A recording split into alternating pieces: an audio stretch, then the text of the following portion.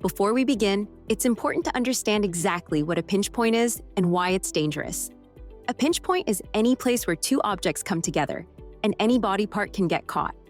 While fingers and hands are the most common body parts to be caught in pinch points, they can really affect any part of the body, which is why it's important to always be cautious and aware. Pinch points are common hazards that can cause everything from injury to amputation or even death.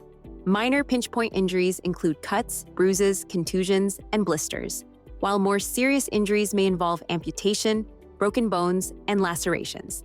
A pinch point injury can happen at any time, especially when reaching into machinery or equipment with moving parts, working near mobile equipment, or when equipment or safety guards are not in good condition.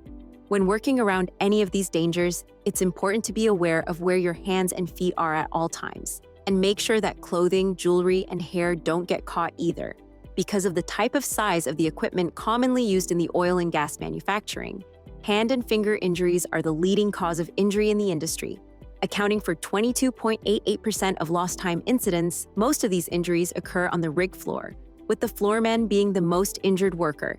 These injuries often occur while tripping drill pipe in and out of an oil well.